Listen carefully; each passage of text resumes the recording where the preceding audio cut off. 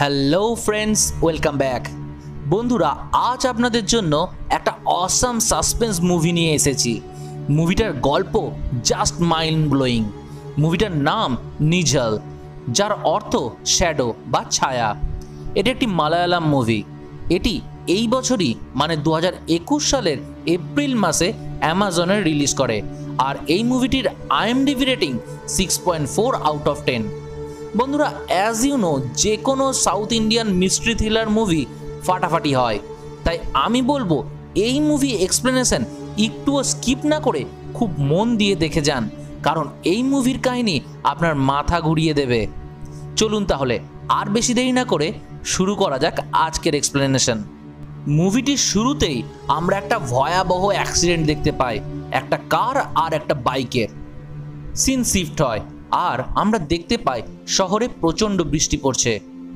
এখানে আমাদের মুভির লিড জন বেবির সাথে আমাদের পরিচয় হয়, আর এরই অ্যাক্সিডেন্ট হয়েছিল। এখানে আমাদের সাথে রাজনেরও পরিচয় হয়, যে এই জনের বন্ধু, এবং সে এখন হাসপাতাল থেকে জনকে নিতে এসেছে। আজকে জনকে আসলে হাসপাতাল থেকে ডিসচার্জ করা হবে। ওদিকে অ্যাক্সিডেন্টে জনের নাক ভেঙে গেছে, সেই কারণেই তাকে এমন বিদকুটে একটা মাস্ক পরে কয়েকটা দিন কাটাতেই হবে। ডাক্তারের এমনটাই নির্দেশ। ঘরে ফেরার পর জন তার মা, যে কিনা আমেরিকায় থাকে, তার সাথে ভিডিও কল করে। কিন্তু জন নিজের ক্যামেরা অফ করে ভিডিও কল করে, কারণ সে তার মাকে জানাতে চায় না যে তার অ্যাক্সিডেন্ট হয়েছে, নয়তো মা খালি খালি টেনশন করবে। এবার জনের কাজকর্ম নিয়ে কিছু বলা যাক। সে একজন ফার্স্ট ক্লাস ডিস্ট্রিক্ট কোর্টের ম্যাজিস্ট্রেট। পরের দিন জন নিজের কাজে জয়েন করে। সেদিনও শহরে প্রচণ্ড বৃষ্টি হচ্ছে, কিন্তু কাজের জায়গায় জনকে সবাই কেমন অদ্ভুতভাবে দেখতে থাকে তার এই মাস্কটার জন্য। জন কিন্তু এসব কিছুকে ইগনোর করে তার সুপিরিয়র অজিতের সঙ্গে দেখা করতে যায়। তাদের মধ্যে কথায় কথায় অজিত জনকে বলে যে সে এখন একটা হাই র্যাঙ্কিং অফিসিয়ালের সঙ্গে দেখা করতে যাচ্ছে, সেও চাইলে তার সঙ্গে যেতে পারে। প্রথমে তো জন মানা করে, কিন্তু অজিত তাকে একটু ফোর্স করলে সে অজিতের কারে অজিতের সাথে রওনা হয়। কিন্তু মাঝ রাস্তায় জনের মন বদলে যায়। সে অজিতের ড্রাইভারকে বলে, আমাকে সামনের এই মলটাই নামিয়ে দাও, দেখো তো আমি আর ছাতাও আর নিয়ে আসিনি, আর এই বৃষ্টিটা যেন থামার নামই নিচ্ছে না। শেষের এই কথাটা শুনে অজিত আর তার ড্রাইভার জনের দিকে কেমন অদ্ভুতভাবে তাকায়। আর আমরা এবার দেখতে পাই যে বাইরে তো ফটফটে রোদ্দুর।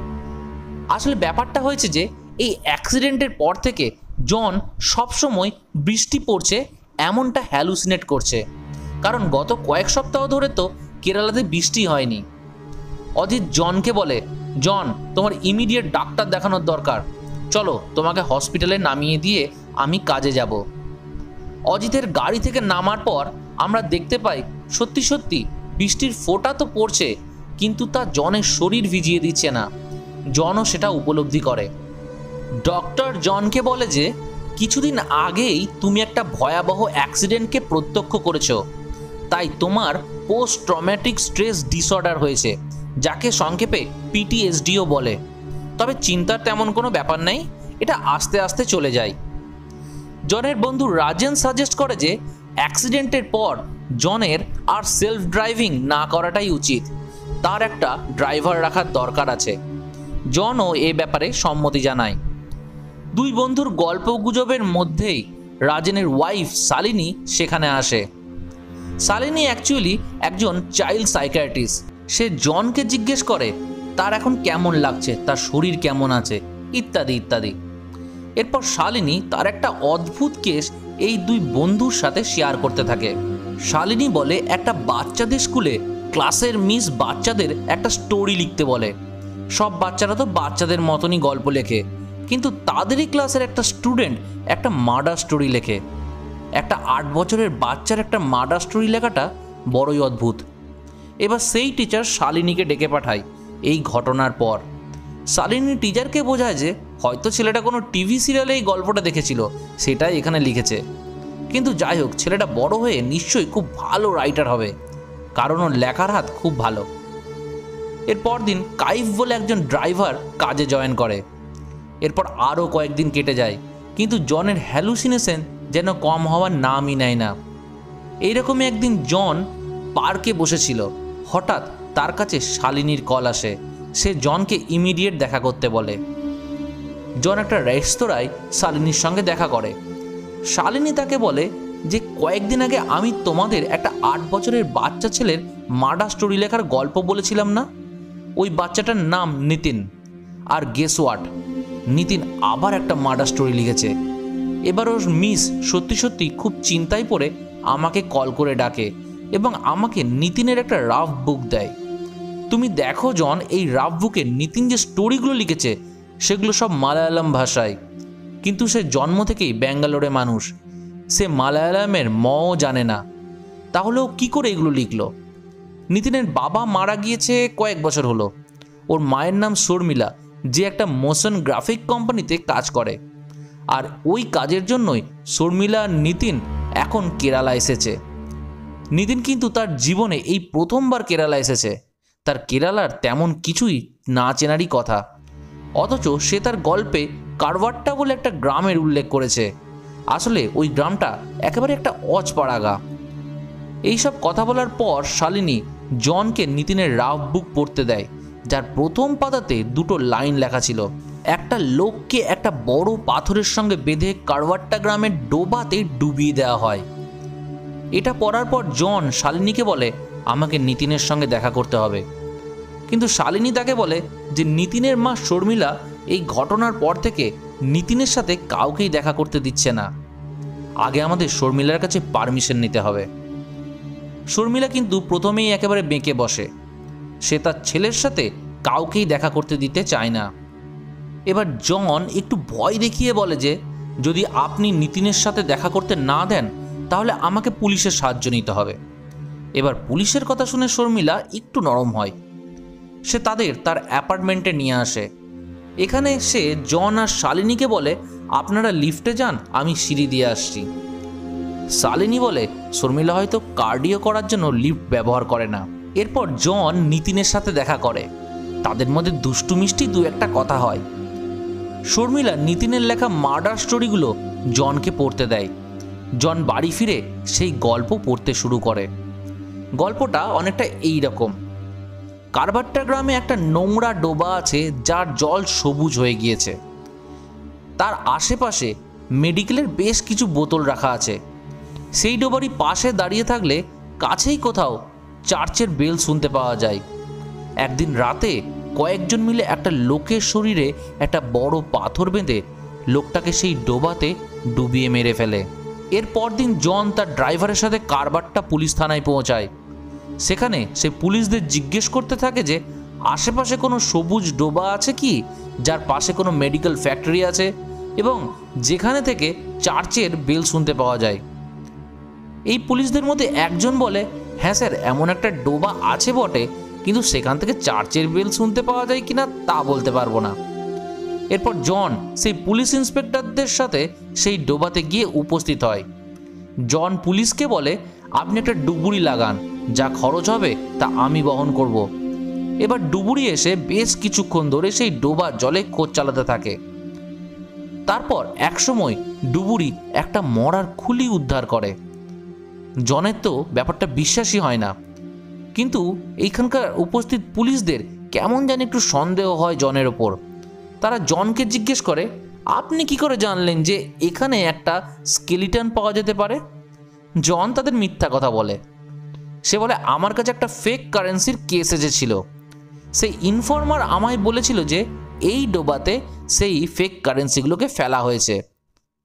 পুলিশ কিন্তু জনের এই গল্প ঠিক বিশ্বাস করতে পারে না। যাই হোক, জন রাজান আর শালিনীর বাড়ি এসে গোটা ব্যাপারটা তাদের বলে। ওদিকে জন তার পরদিন অফিস গেলে তার সিনিয়র অজিত তাকে ডেকে পাঠায়। অজিত জনকে জিজ্ঞেস করে তুমি কেন গিয়েছিলে কারওয়াট্টা গ্রামে? জানো ওখানকার পুলিশ তোমাকে সন্দেহ করছে। এবার জন অজিতকে আরেকটা গল্প দেয়।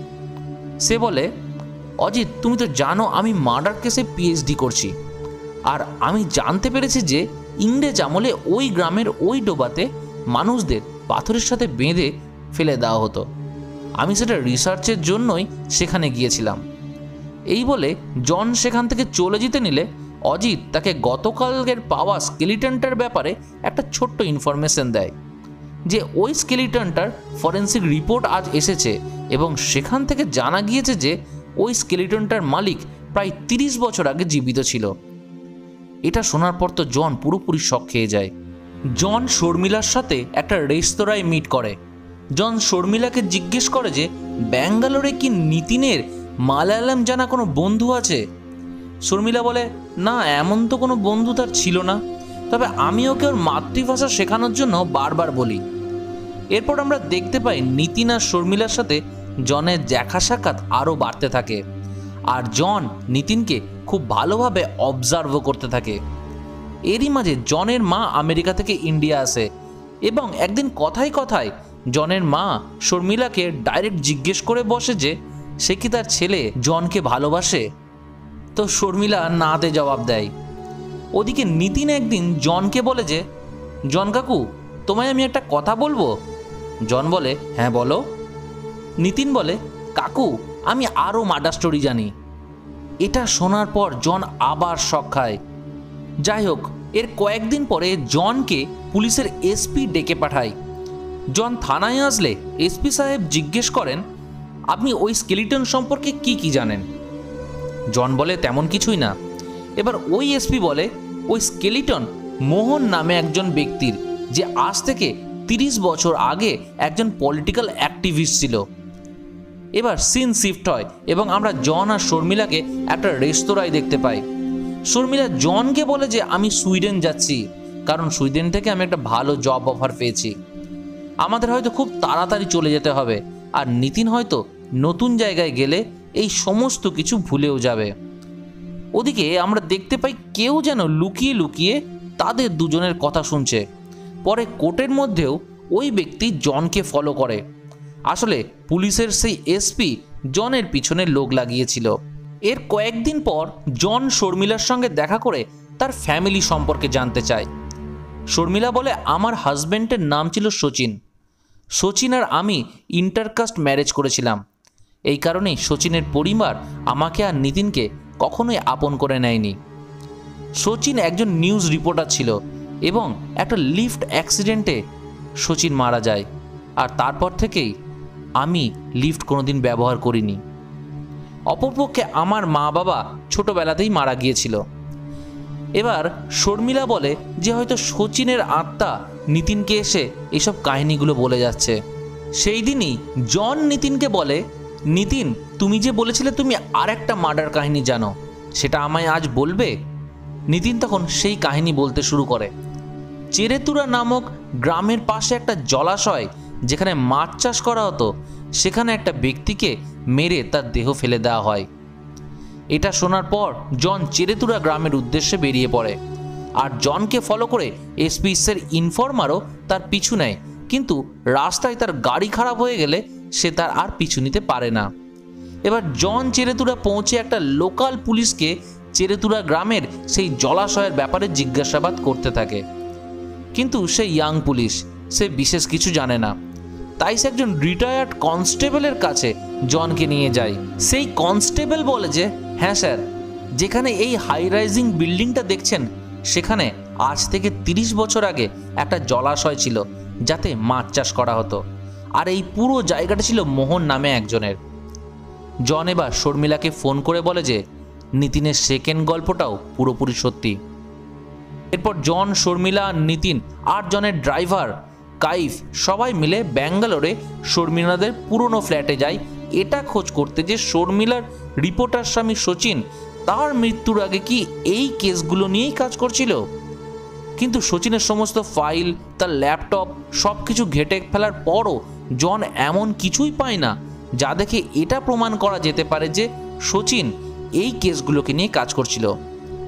এবার সেই রাতেই জন শুয়েছিল তার বাইরের ঘরের সোফাতে। হঠাৎ কোনো একটা অস্বস্তির কারণে তার ঘুম ভেঙে যায় এবং সে সারা ঘরে এমনি এমনি পায়চারি করতে থাকে। এইভাবেই পায়চারি করতে করতে সে যখন নিতিনের ঘরের পাশ দিয়ে পেরোয়, তখন সে যা শুনতে পায় এবং দেখতে পায় তাতে তার মাথা ঘুরে যায়। সে দেখতে পায় মা ছেলে দুজনেই ঘুমিয়ে পড়েছে, আর শর্মিলা ঘুমের ঘোরেই নিতিনকে একটা মার্ডার কাহিনী বলছে। জন প্রচণ্ড শকড হয়।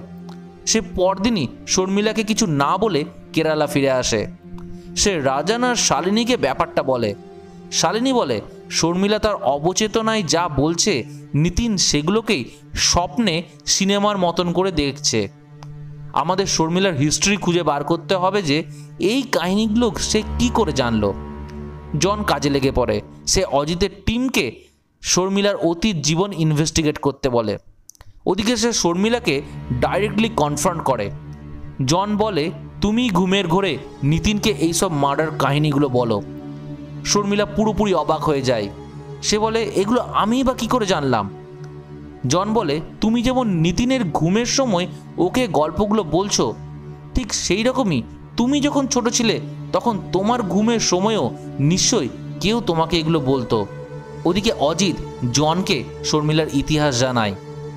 আর শর্মিলার ইতিহাস জানার পর জন শর্মিলাকে নিয়ে একটা জেরক্স সেন্টারে যায়, যার মালিক বুড়ো বিশ্বনাথন। জন শর্মিলাকে দেখিয়ে বিশ্বনাথনকে বলে এই মেয়েটাকে চিনতে পারছো? এ রাধামণির মেয়ে। এটা শোনা মাত্রই বিশ্বনাথন সেখানেই অজ্ঞান হয়ে পড়ে যায়। জন আর শর্মিলা বিশ্বনাথনকে হসপিটালে অ্যাডমিট করায়। বিশ্বনাথনের জ্ঞান ফিরলে জন বলে আমি জানি তুমি আর শর্মিলার মা রাধামণি আজ থেকে 30 বছর আগে কিছু বাজে কাজ করেছো। বিশ্বনাথন স্বীকার করে। সে বলে ইয়াং বয়সে আমি আর রাধামণি খুবই ক্লোজ ছিলাম, কিন্তু আমরা বিয়ে করিনি। কিন্তু যখন শর্মিলার বাবা মারা গেল তখন আমি রাধামণিকে বিয়ের প্রস্তাব দিই, কিন্তু সমাজের ভয়ে সে আমায় বিয়ে করতে পারেনি। তবুও প্রতিদিন সন্ধ্যেতে আমি মদ খেয়ে তার কাছে আসতাম। আমি সে সময় পার্টির হয়ে অনেক বাজে কাজ করেছি। কাউকে নিজের হাতে খুন করিনি বটে, কিন্তু লোককে খুন করার উপায় বাদলে দিয়েছি। আর আমার এইসব পাপের কথা আমি রোজ সন্ধ্যেতে রাধামণির কাছে এসে স্বীকার করতাম। তখনই হয়তো শর্মিলা ঘুমের মধ্যে আমাদের এইসব কথাগুলো শুনেছিল। জন এবার বলে তুমি যা করেছো তা আইনের চোখে অপরাধ। আইন তোমাকে সাজা নিশ্চয়ই দেবে। এরপর সবাই সেখান থেকে চলে গেলে শর্মিলা বিশ্বনাথনকে বলে যে এই বয়সে আপনাকে আর জেলে যেতে হবে না, চলুন আমার সঙ্গে। এই বলে শর্মিলা বিশ্বনাথনকে সেখান থেকে বার করে বাস স্ট্যান্ডে নিয়ে আসে।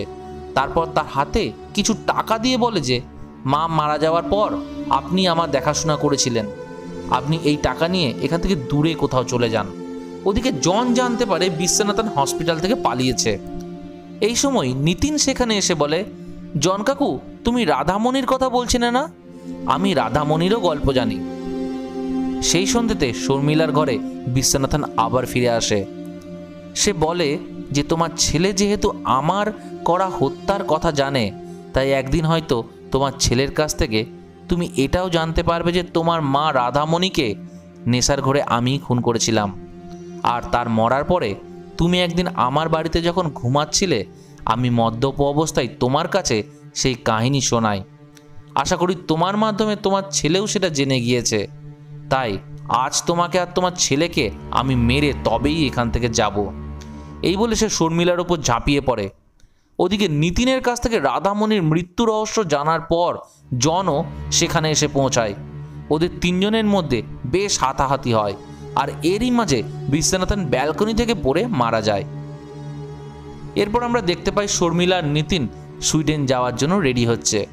জন তাদের ছাড়তে আজ এয়ারপোর্টে চলেছে। জন এখন আর বৃষ্টি হ্যালুসিনেট করে না, কিন্তু রাধামণির মৃত্যু আর বিশ্বনাথনের মৃত্যুর পর এই শকটা পাওয়ার পর শর্মিলাকে এই রোগে ধরেছে। সে এখন রাস্তায় বৃষ্টি দেখতে পায়। আর এর সাথেই আমাদের মুভি এখানে শেষ হয়। মুভিটি এক কথায় দুর্দান্ত। শুধু একটাই তথ্য এখানে মিসিং যে নিতিন গল্পগুলো মালায়ালাম ভাষায় কিভাবে লিখত, এটা কিন্তু ডাইরেক্টর আমাদের ক্লিয়ার করেনি। এ ব্যাপারে আপনারা কি ভাবছেন? আপনাদের থিওরিটা কি সেটা কমেন্টে জানাবেন। সাথে আমার কাজ ভালো লেগে থাকলে চ্যানেলকে সাবস্ক্রাইব করে বেল বাটনটি প্লিজ ক্লিক করে দেবেন। আজ চলি বন্ধুরা, পরের ভিডিওতে আর একটা দুর্দান্ত মুভি এক্সপ্লেনেশন নিয়ে হাজির হব আমি কোরা। ততক্ষণের জন্য স্টে সেফ, স্টে হ্যাপি।